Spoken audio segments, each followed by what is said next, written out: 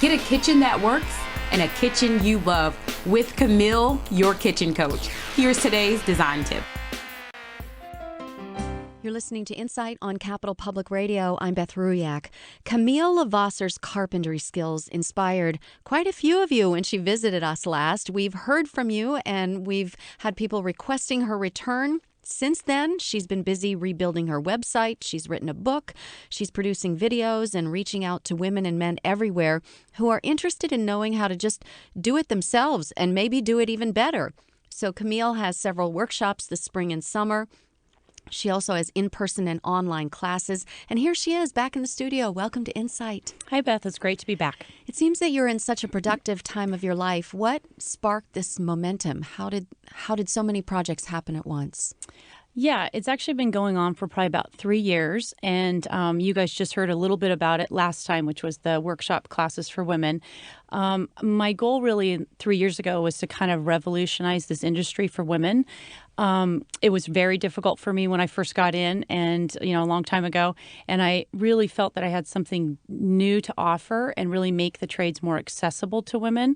So 3 years ago, I had this idea to basically do in-person workshop classes for women, also write maybe a couple of books about getting people on a national scale interested. Mm-hmm. And then the third thing is a big national website that we're in the midst of doing right now, which is basically our current classes that we teach in Vacaville, but online, so that women all over the country, because we get emails from them, can basically take our classes online. So it's kind of a multi-prong approach, sort of. Let's go back in time a little to what you do and why you do it. And you told us before that you were raised in Placerville, and you started out as a young girl in your dad's wood shop, learning from him. And you started in carpentry, I think you were 14? 13? Yeah. My dad, basically my sister and I were raised on a job site when we were really little. This was back in the 70s, where girls ran around on job sites, and that wasn't considered unusual. And my dad was a carpenter and had a cabinet shop. And so I had a strong interest in it since I was really young. And then after high school, I really wanted to go to college. So I went away to college and did some other things and owned other businesses. But I just really didn't have that same tangible thing that I really loved when I was younger. So I went back into it a little bit later in life and became a professional carpenter. And so it's kind of, it's just been a kind of a long, like really a lifelong dream to really be in carpentry, do something tangibly creative with my hands.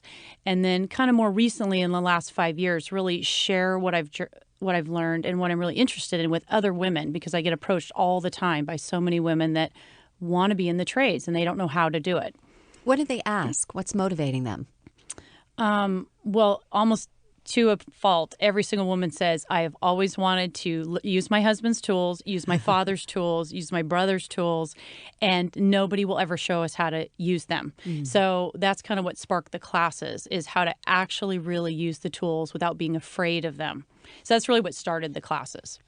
You're listening to Camille Lavasser, and she is a carpenter. And let me give a list of some of those tools, Camille. You probably have more since then, but it's Basic Tools 101, Cordless Drill Basics, Painting Basics 101, Chop Saw Nail Gun Basics. You just go step by step for anybody, and really it's not just women, because there are an awful lot of men who weren't taught or exposed either. Yeah, it's not just for women. I really created the classes as like a series of classes at a beginner's level, because women learn differently and they are actually really afraid of the tools. And so I started with women, but a lot of men take the classes as well. It's just the men generally aren't afraid of the tools. They just don't know how to use them. So that's how they originally got started, with the emphasis on women, because women really learn differently and they need someone to kind of believe in them at the beginning, and then their confidence just takes over when they realize, oh, they really can do it. Whereas men just come in naturally confident. They just want to know, what are the specifics of how do we use the tool? So that's the kind of woman, the female side of it, is why I did that. That emphasis is because there's just nobody making it. Basically, we're kind of like the anti-wood shop, traditional wood shop, where women are just intimidated by that. They're really interested and motivated, but because they're afraid of the environment, they won't ask questions. They won't they just won't participate. They just stick in the back of the room. So our classes really allow them to come to the front of the line, ask as many questions as they want. There's literally no stress, no judgment. You never feel stupid.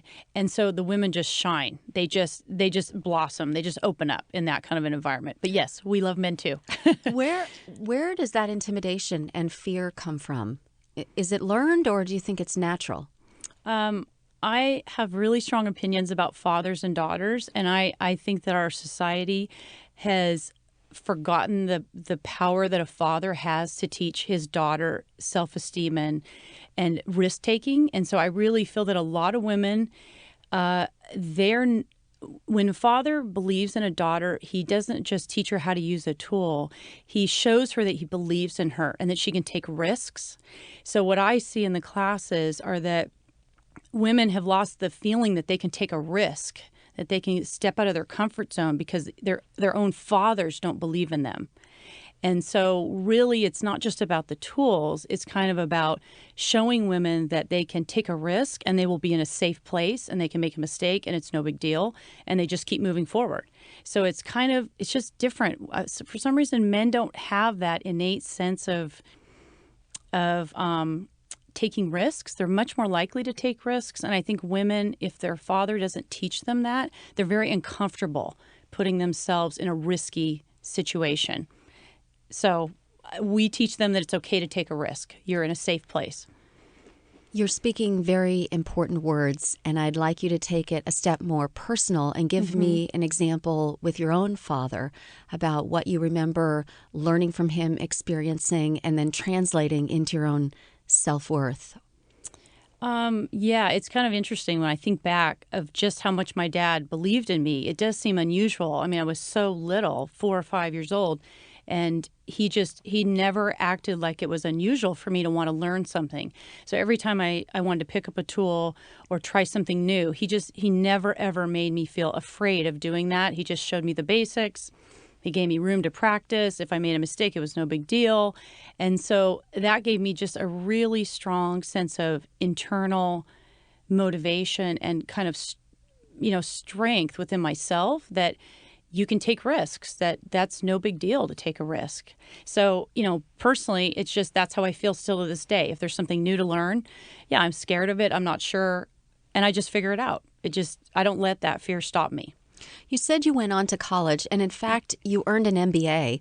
What was happening with carpentry or your woodshop time in that time when you were taking your career in a different direction?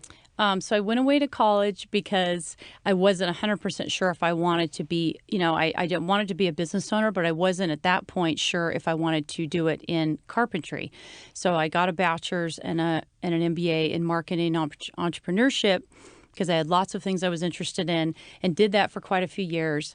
But I was still really dissatisfied with it, honestly. I made a lot of money. I had a lot of interesting experiences, but it didn't have a tangible feel to me. And my sister's the one that recommended. She's the one that remembered how much I loved remodeling, and I was still doing it on the side. And she said, that's your true love. Like, that's your passion.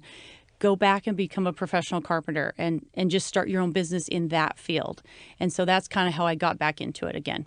There's old wisdom that the way to live right is spend half the day working with your hands and half the day working with your brain. Oh, I love that. And that's a good formula for living. Yes. You have said the word love a couple times, and your new book is titled Kitchen Love Story. And it's really focused on redesigning and creating the kitchen that you love. I think it's a terrific book idea. Will you talk more about it? Yeah, this is actually a real true love of mine, I have to say.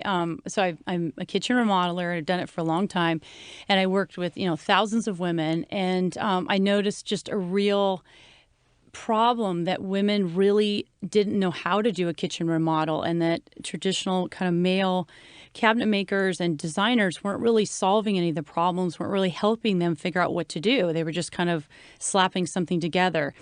So I noticed that the women were very, very emotional about their kitchens. And so they really hated their kitchens at the beginning and they really loved them at the end. And so I decided to write this book. Basically, it's like a romance with your kitchen. It's like a love story where you really hate that person or that kitchen at the beginning. And we go through these steps. And by the end, you're basically you've fallen in love with your kitchen at the end. And I really believe in advocacy for women and empowering them to really know what goes into a kitchen so they can make good decisions and buy the things that are going to save them money, but give them the value that they're looking for instead of just kind of the traditional cabinet model it just does the same thing over and over again. It doesn't actually solve the problems. So, there's a couple of different things within the book, but it really ends with some love stories from existing clients that I have who talk about this emotional journey that they've gone through, and that it is possible for the average woman that doesn't have a kitchen designer, doesn't have an architect, to really build her dream kitchen on her own. Like, not physically build it, but hire the people, know what to do, how to figure out what it's going to look like, and really design it from the inside out.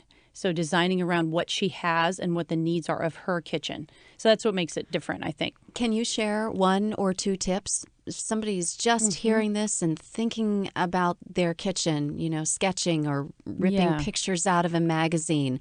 I personally, very amateur, but I always try to think of a triangle in my kitchen, and I think of myself walking the triangle from the sink to the stove to the refrigerator. What's my pattern? And that's kind of the typical model.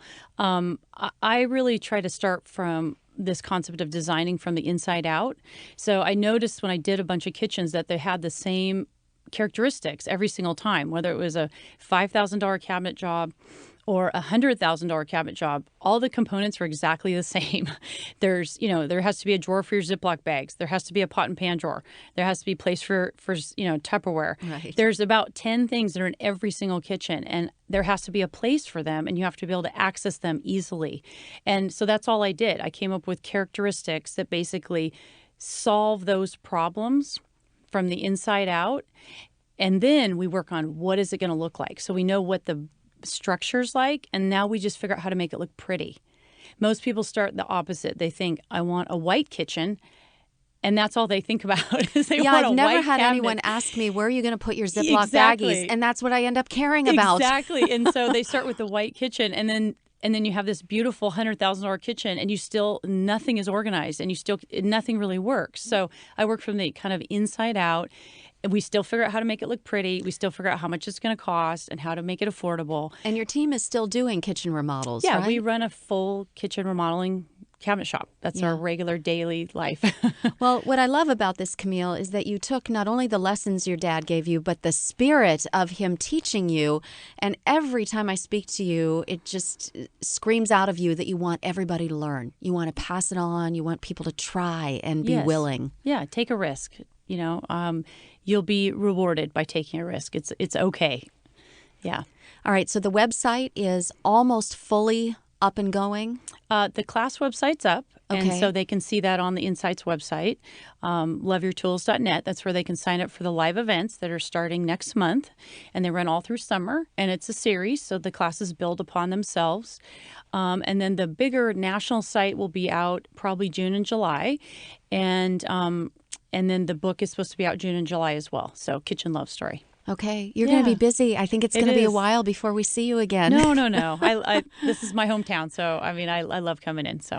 Well, I understand you have a little bit of Minnesota in your roots, too. Yeah, we're Norwegian, 100% Norwegian. And there's the craftsman there. Yeah, exactly. Long line of it. And so my family's originally from Oslo, but through Minnesota. So, yeah. Well, it's a delight. And I know people are always happy for your information and your spirit of sharing. Thank you so much for coming to join us again on Insight. Thank you so much.